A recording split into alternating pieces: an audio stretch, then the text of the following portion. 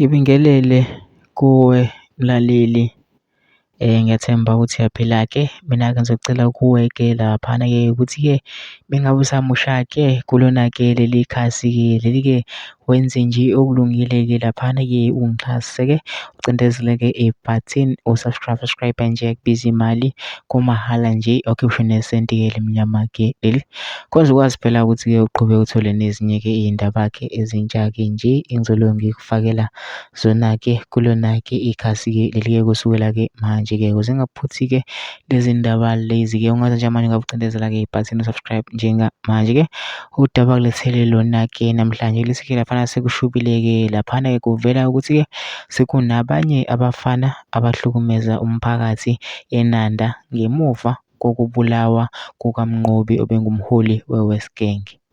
Ngemuva kokubulawa komholi we-West Gang uMnqobi bona-22 years eNanda, KwaZulu-Natali kwathi ngesikhathi somlindelo wakhe amaphoyisa e-NIU abulala abantu abathathu abebelwa namaphoyisa. Bakhona nabanye abaphumele obala bathi basazoqhubeka nakugcine khona uMnqobi.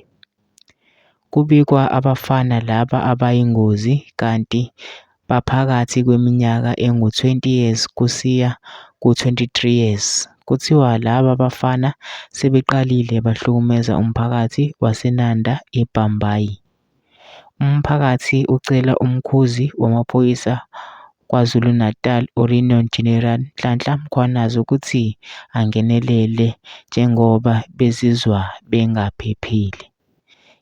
Mina ngizocela kuwe-ke laphana-ke ukuthi ngine ama-comment section nje of lwakho-ke wona ukuthi-ke ucabangani-ke ngalo-ke udaba-ke lolu-ke besikwenze okulungile-ke nje ungixhase-ke ucindezele-ke ibhathini subscribe nje kubiza imali kumahhala nje yokhiphe nesenti-ke elimnyama-ke leli kwenza ukwazi phela ukuthi-ke uqhubeke uthole nezinye-ke iy'ndaba-ke ezintsha-ke nje engizobe ngikufakela zona-ke kulona-ke ikhasi-ke leli-ke kusukela-ke manje.